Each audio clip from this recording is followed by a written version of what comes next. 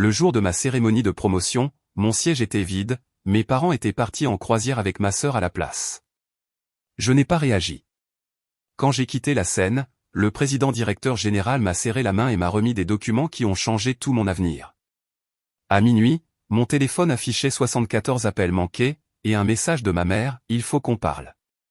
Je m'appelle Camille Leclerc, et j'avais 32 ans le jour où je me tenais sur une scène vivement éclairée, les applaudissements résonnant autour de moi, et où j'ai réalisé que le siège réservé à ma famille au premier rang était toujours vide. Les gens disent toujours que le silence peut être assourdissant. Je n'ai jamais vraiment compris cela jusqu'à ce que je regarde au-delà des caméras, au-delà des cadres souriants, et que je vois cette chaise intacte, posée là comme une question délibérée. Combien de plus es-tu prête à leur donner? C'était censé être ma soirée. La cérémonie de promotion avait son propre message électronique des ressources humaines de l'entreprise, son propre programme imprimé, son propre déroulement soigneusement planifié. Ils appelaient cela un « événement de reconnaissance du leadership », ce qui était une façon sophistiquée de dire « nous sommes sur le point de séparer les personnes que nous considérons comme remplaçables de celles dans lesquelles nous avons l'intention d'investir ». J'étais dans l'entreprise depuis près de 9 ans. J'avais accepté tous les projets ingrats, j'étais resté tard pour chaque crise et j'avais appris à être la personne qu'on appelait quand quelque chose brûlait et que tout le monde était rentré à la maison. Quand le courriel est arrivé dans ma boîte de réception, je l'ai immédiatement transféré au groupe de discussion familiale avec un court message, « Grande cérémonie de promotion dans 2 semaines. Je vous garderai des places au premier rang. » J'imaginais la réponse enthousiaste de ma mère. L'emoji pouce en l'air, maladroit mais fier, de mon père. Ma petite sœur, Sophie, se plaignant du code vestimentaire mais promettant d'être là. 2 jours passèrent. Aucune réponse. Le 3e jour, mon téléphone a vibré. Un message de ma mère, « On ne peut pas venir. Croisière avec Sophie. Réservé il y a des mois. » C'était tout. Pas de « félicitations ». Pas de « nous sommes fiers de toi ». Juste « croisière ». J'ai essayé de ne pas me laisser atteindre. Je me suis dit qu'ils avaient oublié la date en réservant. Je me suis dit que c'était un mauvais timing. C'est ce que j'ai toujours fait, leur trouver des raisons plus douces que la vérité. Je l'ai fait quand je cumulais 2 emplois à temps partiel à l'université pour qu'il n'ait pas à se porter co-garant pour un autre prêt pour les frais de scolarité de son école de commerce à Paris. Je l'ai fait quand je suis retourné dans une université locale parce que mon père disait que la famille avait besoin de moi après que maman a été licenciée, pour qu'elle soit réembauchée 3 semaines plus tard sans jamais mentionner à nouveau mon transfert. Je l'ai fait chaque fois que Sophie appelait, en pleurant à cause de dettes de carte de crédit oubliées, et je virais de l'argent avec un nœud à l'estomac, en me disant, c'est ce que font les grandes sœurs. J'ai passé la vingtaine à être le filet de sécurité pendant qu'ils traitaient mes décisions comme un bruit de fond. Je me disais qu'ils m'aimaient, même s'ils n'étaient pas doués pour le montrer. Qu'un jour, tout se mettrait en place pour eux. Qu'un jour, ils comprendraient ce à quoi j'avais renoncé, et qu'ils seraient fiers. Pas de manière théâtrale, pas de manière conditionnelle, juste fiers. Alors, quand je suis entré dans l'auditorium de l'entreprise ce mardi humide de la mi-août, j'ai essayé de m'accrocher à cette fantaisie. La climatisation luttait contre la chaleur, mais je sentais encore la sueur à la base de mon cou après avoir marché depuis le parking. Des tables étaient dressées avec des flûtes de champagne remplies de jus d'orange.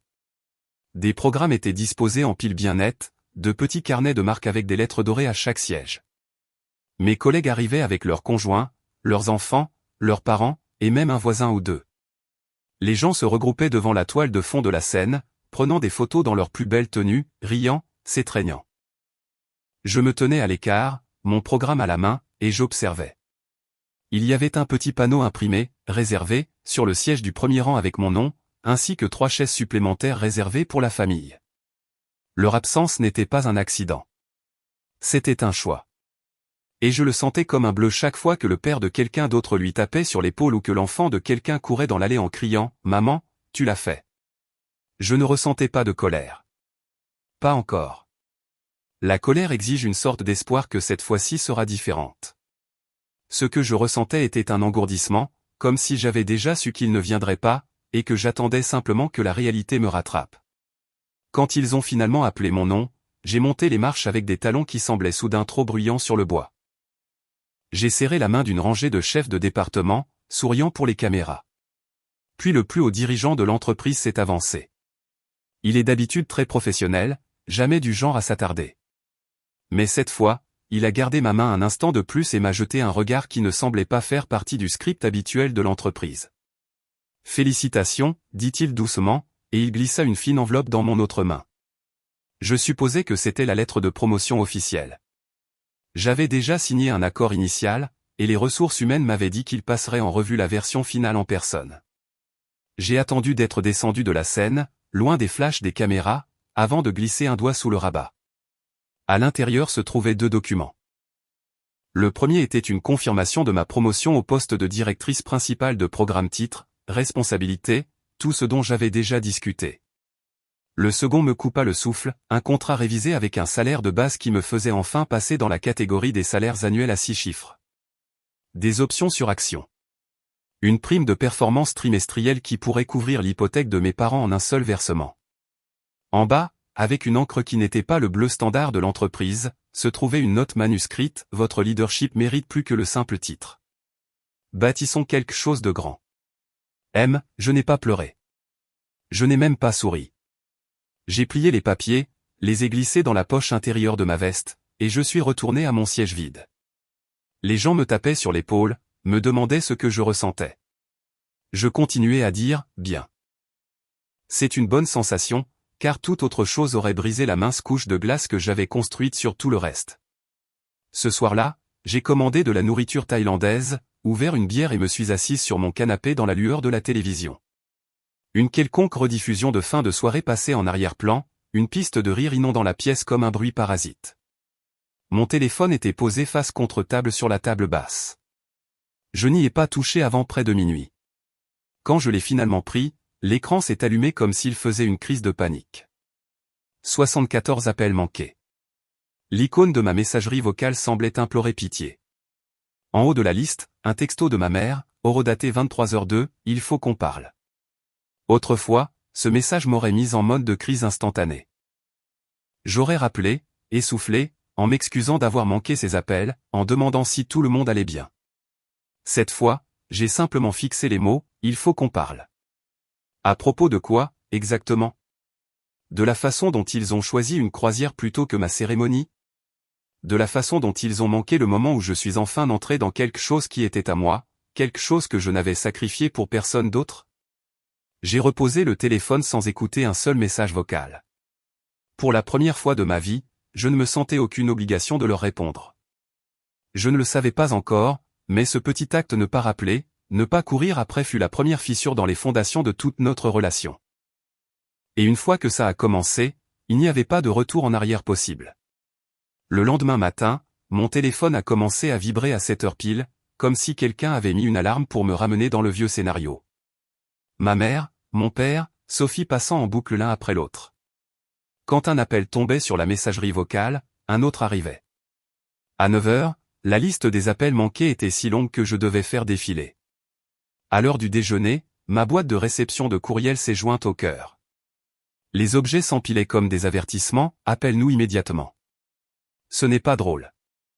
N'ignore pas ta famille. Je les imaginais quelque part sur ce bateau de croisière, peut-être dans un salon avec de faux fauteuils en velours et des cocktails coupés à l'eau, se passant le téléphone, martelant mon numéro à tour de rôle. Pas parce qu'ils étaient fiers, pas parce qu'ils étaient désolés, mais parce qu'ils avaient enfin réalisé que je n'étais pas venu en courant à la seconde où ils avaient claqué des doigts. Au travail, tout semblait différent. Des gens que je connaissais depuis des années me regardaient soudain avec un mélange de curiosité et de respect prudent. Des collègues qui avaient à peine dit plus que « bonjour » me demandaient maintenant mon avis sur des projets, m'invitant à des réunions pour « avoir ton point de vue ». La promotion avait déclenché quelque chose dans la façon dont ils me voyaient. Normalement, ce genre d'attention m'aurait mise mal à l'aise. Cette semaine-là, c'était comme une armure. Chaque « félicitation » était une couche supplémentaire entre moi et l'ancienne version de moi-même qui n'existait que pour résoudre les urgences des autres. Mercredi soir, le numéro de mon père s'est de nouveau affiché à l'écran pendant que je rinçais la vaisselle. J'ai failli le laisser tomber sur la messagerie vocale, mais quelque chose en moi voulait entendre ce qu'il dirait quand il penserait avoir enfin mon attention. J'ai répondu. Il ne s'est pas donné la peine de dire bonjour. Camille, écoute, dit-il, essoufflé, comme s'il avait répété. Nous ne savions pas que la cérémonie était si importante. Ta mère et Sophie ont vraiment insisté pour cette croisière, et elle était déjà payée. Nous pensions que tu comprendrais. Je n'ai rien dit. Je pouvais presque l'entendre lutter contre le silence. La famille, c'est la famille, poursuivit-il. Nous devrions mettre ça derrière nous. Tu as toujours été la personne sur qui on peut compter, et ce n'est pas quelque chose à jeter pour une seule soirée. Une seule soirée. L'expression m'a presque fait rire. Toute ma vie d'adulte avait été une série de sacrifices silencieux qu'ils avaient acceptés comme s'ils n'étaient rien. C'est moi qui restais debout tard, en voyant, juste un petit coup de main, pour que la compagnie d'électricité ne leur coupe pas le courant. C'est moi qui repeignais leurs murs écaillés pendant mes fins de semaine, qui réparais leurs toits qui fuyaient pendant qu'ils regardaient la télévision à l'intérieur, et qui réglait les soldes de cartes de crédit oubliées de Sophie pour que les collecteurs de dettes arrêtent d'appeler. J'avais renoncé à des stages, à des amitiés et à la liberté de dire « non », pour qu'ils puissent continuer à prétendre que tout allait bien. Et la seule soirée où je leur ai demandé de s'asseoir sur une chaise et d'applaudir, ils étaient sur un bateau à boire des mojitos. Je n'ai pas crié. Je n'ai pas expliqué. Je n'ai pas énuméré toutes les fois où je les avais fait passer avant moi. J'ai simplement éloigné le téléphone de mon oreille et j'ai mis fin à l'appel. Pas d'au revoir, pas de promesse de parler plus tard, juste un raccrochage net et sans appel. 10 minutes plus tard, mon grand-père a appelé. Il ne demandait jamais rien, ne faisait jamais d'allusion, ne culpabilisait jamais. S'il avait besoin d'aide, il disait « peux-tu » Et si je disais non, il l'acceptait et passait à autre chose. Quand j'ai vu son nom, j'ai répondu sans même réfléchir. J'ai entendu parler de la promotion, dit-il. Sa voix était rauque à cause de l'âge, mais stable. Félicitations. J'ai senti ma gorge se serrer. Merci, ai-je réussi à dire. Il y eut une pause, puis son ton changea. J'ai aussi entendu dire que tes parents ont séché la cérémonie. Bien sûr, ils l'avaient appelé. Bien sûr, ma mère avait pleuré au téléphone en disant que j'avais changé, que je les excluais. Elle m'a appelé en sanglotant, dit-il, le confirmant. Elle a dit que tu étais froide.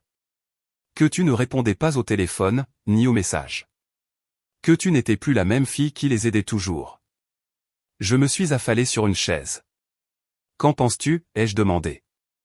Il laissa échapper un petit rire fatigué. Je pense qu'ils ne pleurent pas parce qu'ils ont manqué ta cérémonie. Ils pleurent parce qu'ils ont manqué leur dernière chance de te rappeler que tu leur appartiens. La phrase a atterri comme une pierre jetée dans un puits profond. Ils le voient maintenant, poursuivit-il. Tu as quelque chose qu'ils ne peuvent pas contrôler. L'argent, un titre, l'indépendance. Ils ont peur. Et quand les gens comme tes parents ont peur, ils s'agrippent plus fort. Je n'ai rien dit, mais quelque chose en moi s'est mis en place. Il venait de mettre des mots sur un sentiment que je n'avais pas réussi à nommer. Ce n'était pas qu'ils ne se souciaient pas de ma promotion. C'est qu'ils se souciaient plus de ce que cela signifiait pour eux que de ce que cela signifiait pour moi. Dès le vendredi, la stratégie avait changé. Les messages vocaux en colère se sont adoucis en textos mielleux, nous sommes si fiers de toi. Nous savions que tu y arriverais. On célèbre pour toi depuis le bateau. Ma mère a envoyé une photo floue d'un coucher de soleil sur l'océan avec la légende « Je pense à toi ». Mon père a ajouté une photo d'un cocktail avec un emoji clin d'œil. Puis Sophie a envoyé la sienne, une boisson fluo avec un parapluie en papier, ses cheveux rejetés sur une épaule, les lèvres boudeuses. « Félicitations, grande sœur », a-t-elle écrit. « C'est toi qui paies les verres à notre retour, n'est-ce pas ?» C'était presque insultant de voir à quel point tout cela était transparent. Ils ne me contactaient pas parce qu'ils avaient eu une révélation sur la façon dont ils m'avaient traité. Ils répétaient, s'échauffaient, se préparaient pour la vraie demande à leur retour. J'ai fait défiler leurs messages et j'ai réalisé que je ne ressentais plus de colère. La colère aurait signifié que j'attendais encore quelque chose d'eux, des excuses, un réconfort, une promesse de changer. Ce que je ressentais était plus froid et plus net. La liberté. Quand mes parents sont rentrés de leur croisière, ma décision était déjà prise. Fini les transferts d'urgence. Fini les appels tard dans la nuit pour des factures impayées. Fini de tout laisser tomber pour régler des problèmes qu'ils avaient créés et ignorés. Je n'allais pas débarquer chez eux en hurlant à la trahison. Je savais comment cela se terminerait. J'avais rejoué cette scène 100 fois dans ma tête. Ils étaient des professionnels pour transformer toute confrontation en une histoire où ils étaient les victimes et où j'étais la fille ingrate et égoïste. Je dirais, vous m'avez blessé, et ils entendraient, vous me devez quelque chose, et il tordrait la situation jusqu'à ce que je m'excuse à nouveau. Alors, à la place, j'ai décidé de ne rien dire. Pas de grande confrontation, pas de monologue dramatique. Mes actions parleraient pour moi. Le silence serait ma réponse. Le premier test est arrivé plus tôt que prévu. Mardi soir, j'étais encore à mon bureau en train de terminer un message électronique quand mon téléphone s'est allumé avec le nom de Sophie. Contre toute attente, j'ai répondu. Camille, dit-elle, à l'endroit au but. Ma voiture est au garage. Le mécanicien dit que la transmission est fichue. 2000 € minimum. Je ne les ai pas en ce moment. Peux-tu couvrir les frais? Je te jure que je te rembourserai. Sa voix avait ce mélange familier de panique et de sentiment de droit que j'entendais depuis notre adolescence. Je pouvais pratiquement superposer cet appel à une douzaine d'autres. Mon loyer est en retard. Ma carte a été refusée. J'ai oublié cette facture. Cela se terminait toujours de la même manière, moi ouvrant mon application bancaire, elle promettant qu'elle enverrait quelque chose dès qu'elle le pourrait, puis rien. Mais quelque chose était différent maintenant. J'ai imaginé mon siège vide au premier rang, les photos de cocktails, la façon dont il n'avait commencé à me contacter qu'après avoir réalisé que je n'avais pas réagi. La façon dont mon grand-père avait utilisé le mot « appartenir ». Je ne me suis pas lancé dans un discours. Je ne lui ai pas rappelé toutes les fois où je l'avais tiré d'affaire par le passé. J'ai simplement dit « non ». Elle est restée silencieuse un instant, comme si l'appel avait été coupé. Quoi? Je ne paie pas pour ça, ai-je dit, calme et clair. Tu te débrouilleras. Camille, allez, lança-t-elle, son ton devenant sec. Tu gagnes plus qu'assez maintenant. Ce n'est rien pour toi. J'ai ravalé le venin de cette phrase. C'était toujours la logique. Mon effort était invisible, seul le résultat comptait. Je ne fais plus ça, ai-je dit. Bonne chance. Et j'ai raccroché. Je suis resté assise là, à regarder mon téléphone, attendant le déluge, texto en colère, appel, accusation. Ils ne sont pas venus. Pas tout de suite. À la place, un étrange calme s'est répandu en moi, comme si je venais de briser une loi familiale invisible qui m'étranglait depuis des années. 2 jours plus tard, mon père a de nouveau appelé. Cette fois, sa voix était décontractée, presque amicale. « Salut, ma puce. Comment va le travail ?» demanda-t-il, s'enquérant de mes projets, de mes collègues, de mon bureau, comme s'il se souciait des détails. 5 minutes plus tard, il a changé de sujet. « Écoute, » dit-il en s'éclaircissant la gorge. « Nous sommes un peu en retard sur quelques factures, c'est juste temporaire. Tu sais ce que c'est. Je pensais que tu pourrais peut-être nous aider ce mois-ci. Ce n'est pas grand-chose pour toi maintenant, avec ton nouveau salaire et tout. » Cette dernière partie m'a glacé. Mon nouveau salaire. Je ne leur avais pas dit combien je gagnais. Je n'avais dit à personne en dehors du travail le montant exact. Le contrat n'était pas une information publique. Les ressources humaines étaient obsédées par la confidentialité. Alors, comment mon père en savait-il assez pour dire que ce n'était pas grand-chose? Qui t'a dit ça, ai-je demandé. Il y eut une légère hésitation, juste assez longue pour que je l'entende. Ta mère a parlé à quelqu'un qui connaît quelqu'un aux ressources humaines.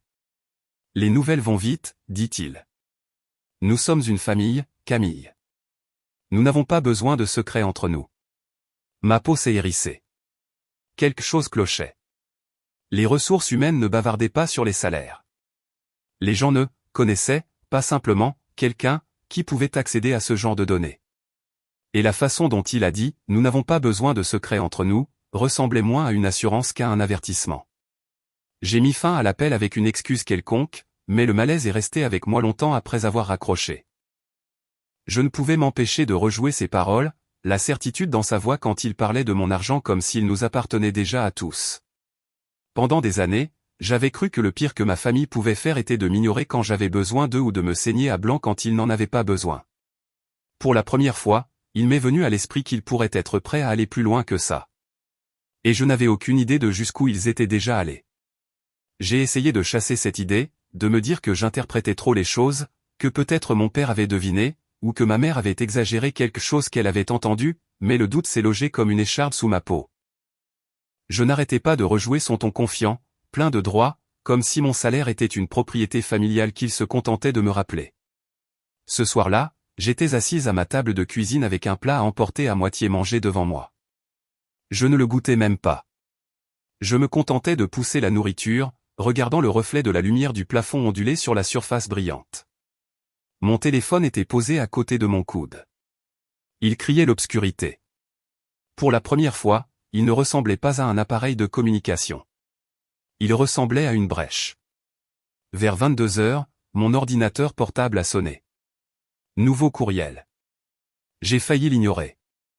Il provenait d'une adresse de messagerie méconnaissable, une chaîne aléatoire de lettres et de chiffres qui criait « Courrier indésirable », mais quelque chose m'a poussé à l'ouvrir quand même.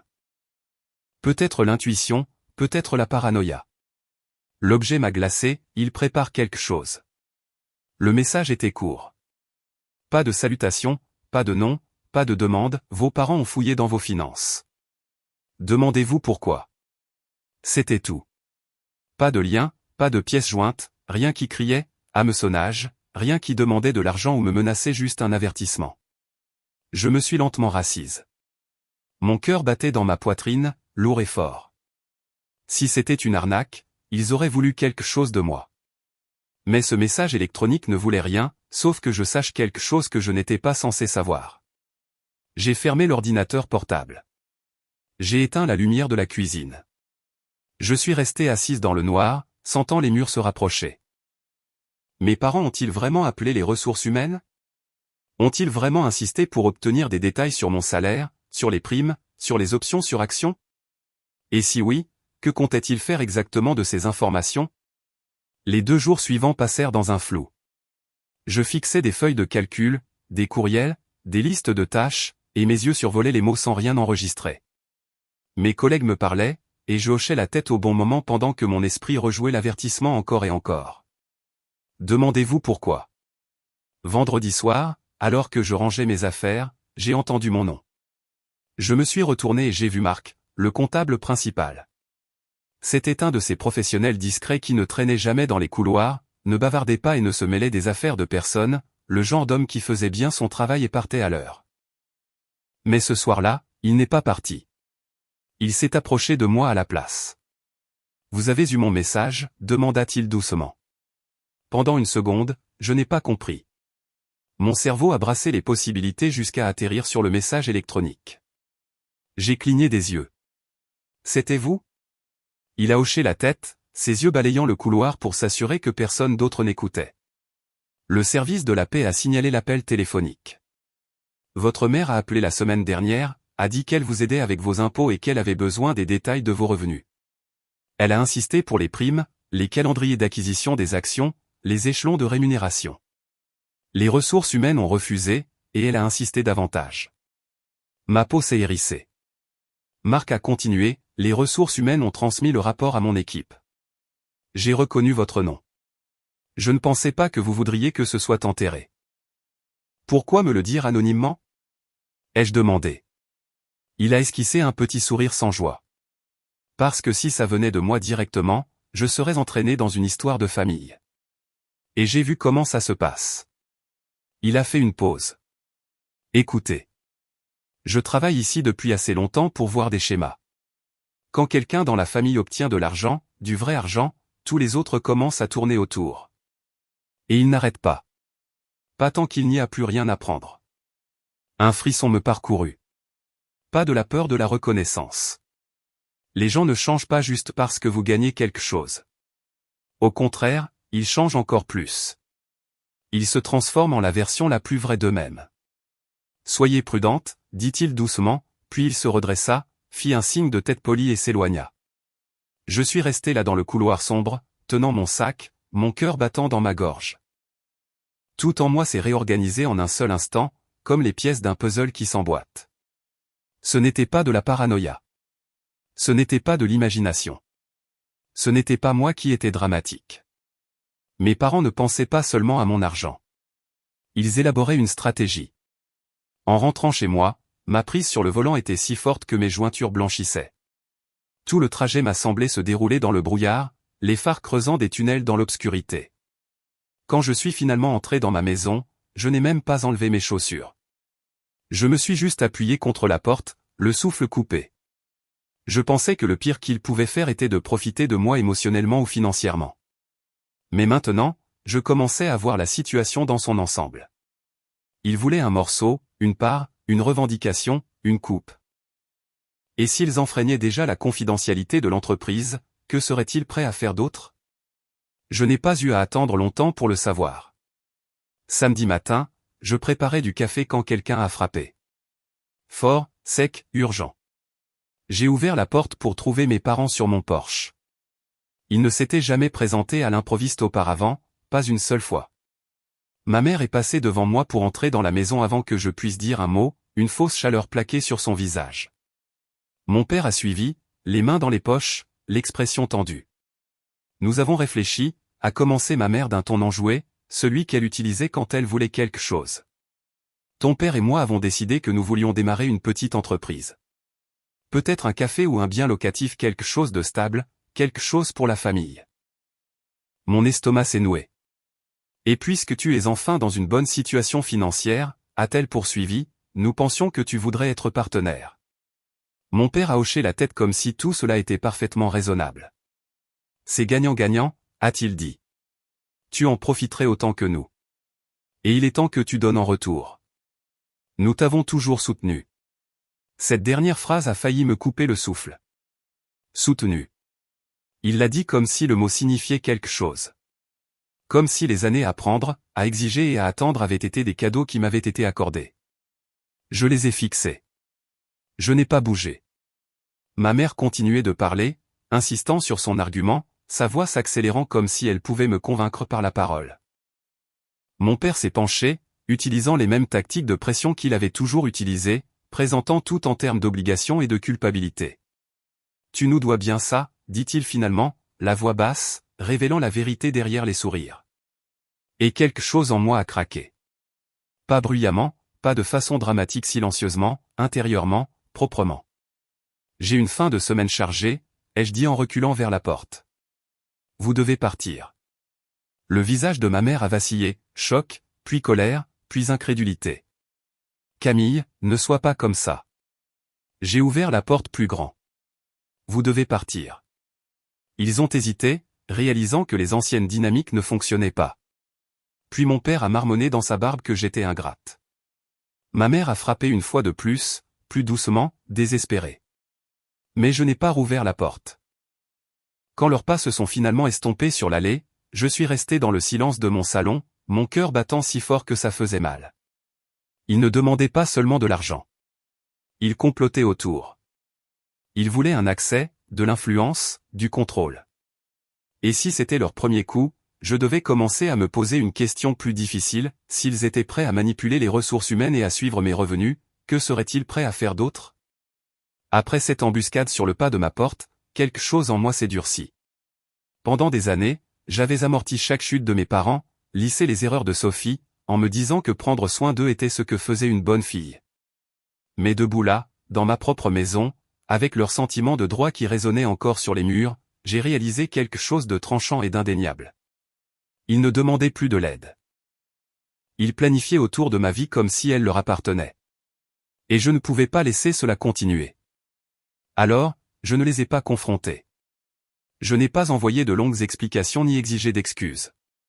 Les gens comme mes parents ne comprennent pas les excuses. Ils comprennent l'accès. Ils comprennent les avantages. Ils comprennent l'utilité. Au moment où vous cessez d'être utile, toute leur relation avec vous change. Alors, j'ai commencé discrètement à leur retirer l'accès. La première coupe fut la carte de crédit d'urgence de Sophie, celle que j'avais ouverte à mon nom quand j'avais 20 ans et que je croyais bêtement qu'elle ne l'utiliserait que pour les manuels scolaires et les courses. Elle était lentement devenue son portefeuille personnel, son fonds pour les bars, et occasionnellement sa carte de sauvetage. Oups, j'ai encore oublié le loyer. J'ai payé le solde une dernière fois, j'ai fermé le compte et les supprimé de mon application bancaire. Fait. Du jour au lendemain, un canal de moins vers ma vie. Ensuite, il y a eu la facture de gaz. Pendant des années, je l'avais mise en paiement automatique parce que, maman stresse quand elle reçoit des avis de coupure. Je me suis connecté, j'ai retiré ma carte et j'ai laissé la responsabilité retomber là où elle devait être. Si elle paniquait quand la facture arrivait, ce ne serait plus mon problème. Puis vint le silence. Sophie a envoyé 2 textos cette semaine-là, loyer encore en retard. Peux-tu couvrir? Juste cette fois. Ma paie n'est pas encore arrivée. Peux-tu m'avancer? Je n'ai pas répondu. Pas par un « non ». Pas avec une raison. Juste le silence. C'était étrange de voir à quel point l'absence de bruit était paisible, comme un muscle qui se détend après des années de tension. Je m'attendais à des retombées, des messages vocaux hurlants, des publications passives-agressives, une crise familiale complète. Mais ce n'est pas comme ça que c'est arrivé. Au lieu de cela, c'est venu de manière détournée. D'abord, de ma tante Hélène. Je n'avais pas eu de ses nouvelles depuis des mois, et soudain elle appelait avec un ton mielleux assez épais pour être versée sur des crêpes. « Je voulais juste prendre de tes nouvelles », dit-elle. « La famille est si importante, et tes parents ont tant sacrifié pour toi. » J'ai failli m'étouffer. Sacrifié pour moi. Elle a divagué sur le fait de garder la famille forte et de se soutenir mutuellement avant de glisser, « Ta mère a mentionné que les choses vont très bien pour toi financièrement. » Elle a dit, « Tu es enfin en mesure d'aider. » Enfin. Comme si les années où j'ai maintenu leurs lumières allumées et payé les dettes de Sophie ne comptaient pas parce que je n'étais pas riche quand je le faisais. Je l'ai laissé parler jusqu'à ce qu'elle soit à court de mots et j'ai raccroché sans rien offrir. Le lendemain, j'ai reçu un message Facebook de mon cousin, Eric, félicitations pour la grosse augmentation. Et, écoute, j'ai cette idée d'entreprise. Je n'ai pas répondu. Puis est venu un texto d'un oncle que je connaissais à peine, j'ai entendu parler de ta promotion. Fier de toi. Nous devrions parler d'une opportunité d'investissement. Mon estomac s'est noué. Il ne demandait pas seulement. Il ne tournait pas seulement autour. Il s'organisait. Et puis est venue la cerise sur le gâteau. Mon grand-père a appelé. Il n'avait pas l'air surpris, confus ou hésitant. Il avait l'air fatigué. Ta mère a la langue bien pendue, dit-il. Elle a dit aux gens que tu leur achetais une maison. Mon souffle s'est coupé. Une maison? Elle dit aux parents qu'il est temps que la famille s'agrandisse et que tu prends les choses en main. Il a soupiré. La moitié de la famille y croit déjà. L'audace de la chose m'a frappé comme une gifle. Mes parents n'attendaient pas que je leur offre quoi que ce soit. Ils avaient déjà promis mon argent comme étant le leur, déjà planifié mes futures contributions, déjà vendu le récit à toute la famille. J'ai senti quelque chose de glacial glisser le long de ma colonne vertébrale. Ça n'arrêtera pas, dit doucement mon grand-père. Pas si tu ne l'arrêtes pas, puis il a dit quelque chose qui a tout changé. Il y a un barbecue familial chez ton oncle cette fin de semaine. Tu devrais venir. J'ai hésité. Pourquoi? Pour que tu puisses entendre ce qu'ils disent de tes propres oreilles, a-t-il répondu. Et pour que tu arrêtes de les laisser définir ton histoire. Il ne demandait pas. Il me donnait la permission. Alors j'y suis allé. Entrer dans ce jardin, c'était comme entrer sur un marché, pas dans une réunion de famille. Toutes les têtes se sont tournées, les sourires étaient trop larges. Les tapes de félicitations dans le dos se succédaient, chacune chargée d'une question tacite, « Que peux-tu faire pour nous maintenant ?» Ma mère était au centre d'un groupe de parents, animée et rayonnante d'importance. Quand elle m'a vu approcher, elle n'a pas semblé coupable. Elle a semblé triomphante. « Camille, dit-elle fort, me tirant au centre. Tout le monde disait à quel point nous sommes fiers. Et une fois que les choses se seront calmées, nous pensons déménager dans un endroit plus grand, quelque chose dont toute la famille pourra profiter. N'est-ce pas excitant? Elle l'a dit comme si c'était déjà payé, comme si la compte était une formalité, comme si j'avais déjà accepté. Mon oncle m'a tapé sur l'épaule. La famille d'abord, n'est-ce pas? Tu t'en sors si bien maintenant. Tu es en mesure de prendre soin de tout le monde. Mon cousin Eric s'est glissé à côté de moi. Et, à propos de cette idée d'entreprise. Ma poitrine s'est serrée. L'assiette dans ma main semblait soudain peser une tonne. Je les ai tous regardés souriants, dans l'attente, tournant autour comme des vautours polis. Et puis j'ai vu mon grand-père assis sur une chaise de jardin à l'écart, me regardant. Sans intervenir, sans me secourir, mais en me faisant ce même petit signe de tête. Une autre permission. Cette fois, pour arracher le masque. Alors je l'ai fait. Je n'achète de maison à personne, ai-je dit fort, clair, stable. Tout le jardin s'est figé. Je ne paie plus de factures. Je ne finance pas d'entreprise. Je ne répare pas les erreurs. J'ai fini d'être le distributeur automatique de la famille. Le sourire de ma mère s'est effondré instantanément. Mon père avait l'air abasourdi. Quelques parents ont échangé des regards comme s'ils avaient mal entendu. Mon oncle s'est éclairci la gorge. Attends un peu. Mais mon grand-père s'est levé, et quand il a parlé, tout le jardin est tombé dans le silence. Ingrate, dit-il en se tournant vers mes parents. Si quelqu'un dans cette famille a le droit d'utiliser ce mot, c'est Camille. C'est la seule qui a jamais porté le fardeau. Elle a payé vos factures, vos dettes, a gardé vos lumières allumées, a nettoyé vos dégâts, et vous l'avez pris comme si c'était votre dû. Maintenant qu'elle a enfin construit quelque chose à elle, vous voulez la saigner à blanc. Personne ne respirait. Ce n'est pas une famille, dit-il. C'est du parasitisme. Le visage de ma mère a perdu ses couleurs. La mâchoire de mon père s'est crispée. Quelques parents ont reculé d'un pas comme si la distance pouvait les absoudre. Et laissez-moi être parfaitement clair, a poursuivi mon grand-père. N'attendez pas un centime de moi non plus. Camille est la seule dans cette famille qui comprend la valeur de ce qu'elle gagne. C'est elle qui aura mon héritage, pas vous. Une bombe est tombée, proprement, sans hésitation. Ma mère a bafouillé, « Papa, tu ne peux pas. » Mais il lui a tourné le dos, la rejetant comme un bruit. Je ne suis pas resté longtemps après ça. Je l'ai remercié discrètement, je suis sorti par la porte latérale et j'ai conduit jusqu'à chez moi, les fenêtres baissées et l'air vif autour de moi. Pour la première fois depuis des décennies, j'ai ressenti quelque chose de presque étranger, le soulagement, la légèreté, la liberté. La culpabilité avait disparu. L'obligation avait disparu. Le cordon était coupé. Et je n'ai pas ressenti une once de perte. Dans les 4 jours qui ont suivi le barbecue, les retombées sont arrivées exactement comme je m'y attendais, désordonnées, dramatiques et par vagues. Ce à quoi je ne m'attendais pas, c'était à quel point rien de tout cela ne m'a ému. Les mêmes messages qui m'auraient autrefois plongé dans la culpabilité ou la panique me semblaient maintenant comme un bruit derrière une fenêtre fermée. Ma mère a frappé la première.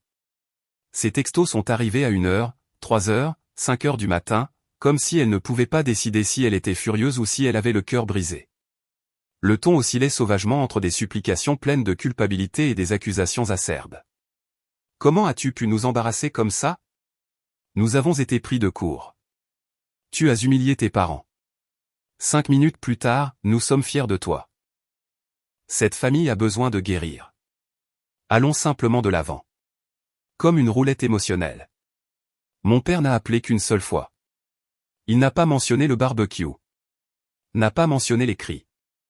N'a pas mentionné la bombe de l'héritage que mon grand-père avait lâchée. Au lieu de cela, il a dit d'une voix plate, « Les fins de mois sont difficiles ce mois-ci. Peux-tu aider avec l'hypothèque ?» J'ai raccroché.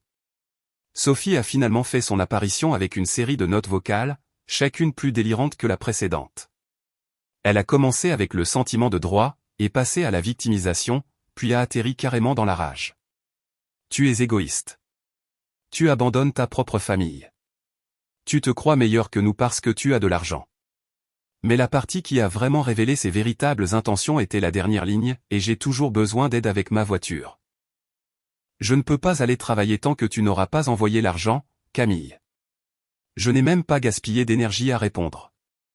Elle ne demandait pas, elle exigeait, comme si elle croyait encore que mon portefeuille était simplement une extension de sa vie. Le silence que je lui ai offert fut la réponse la plus claire qu'elle ait jamais reçue. Mais la vraie surprise est venue de la famille élargie, ceux qui étaient restés silencieux pendant tout le chaos. 2 cousines m'ont envoyé un message en privé. L'une a admis qu'elle n'avait jamais réalisé à quel point j'avais porté ce fardeau seul. Une autre s'est excusée d'avoir cru la version de mes parents pendant des années. Ton grand-père nous a ouvert les yeux, a-t-elle dit. Même ma tante Hélène a envoyé un court message, ni mielleux ni manipulateur cette fois-ci, tu ne méritais pas ce qu'ils ont fait. Je suis désolé. Ce n'était pas un pardon. Ce n'était pas une conclusion. Mais c'était honnête. Puis il y a eu mon grand-père. Il a appelé le soir après le barbecue. Il ne m'a pas demandé comment je me sentais. Il ne m'a pas demandé si j'allais bien. Il n'a pas essayé de décortiquer le drame. Il a simplement dit, fier de toi, ma chérie. Il était temps que tu arrêtes de jouer leur jeu. Maintenant, va vivre ta vie. Et c'était tout. Simple, direct, vrai. La partie la plus choquante de ces 4 jours n'a pas été la réaction violente. C'était le calme qui a suivi. Mon téléphone, autrefois une source constante de tension, est soudainement devenu un objet paisible. Les appels ont cessé. Les messages ont ralenti. Le groupe de discussion familiale est devenu silencieux. Et pour la première fois depuis des années, je n'ai pas ressenti d'angoisse en voyant une notification. J'ai dormi plus profondément, respiré plus facilement, arrêté de vérifier mon application bancaire chaque matin par habitude, et j'ai commencé à apprécier de rentrer chez moi dans un endroit qui me semblait enfin être le mien. Pas seulement physiquement, mais émotionnellement. J'ai réalisé quelque chose qui m'a semblé étrange au début, le silence n'était pas le vide. Le silence était la liberté. Sans le fardeau constant d'essayer de maintenir tout le monde à flot, j'ai découvert à quoi ressemblait ma propre vie. Je suis allé me promener sans me soucier de savoir qui pourrait avoir besoin de quelque chose. J'ai préparé le dîner sans calculer ce que j'aurais à transférer à Sophie. J'ai même lu un livre d'une couverture à l'autre pour la première fois depuis des mois. Plus leur voix s'estompait, plus j'avais l'impression d'entrer dans une version de moi-même que je n'avais jamais eu la chance de rencontrer. Une version qui ne tressaillait pas chaque fois que le téléphone sonnait. Une version qui ne s'excusait pas de ne pas être assez. Une version qui ne disait pas « oui » par peur. Une version qui ne négociait pas pour de l'affection.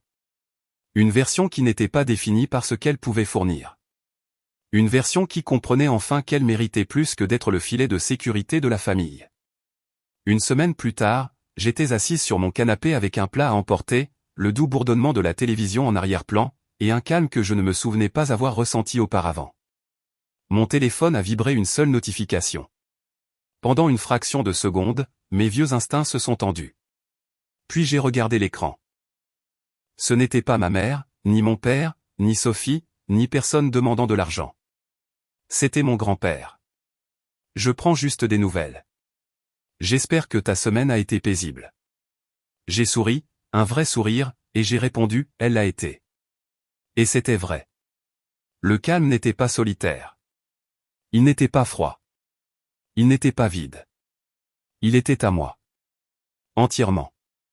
Pour la toute première fois, je n'ai pas perdu une famille. J'ai perdu l'illusion d'en avoir une.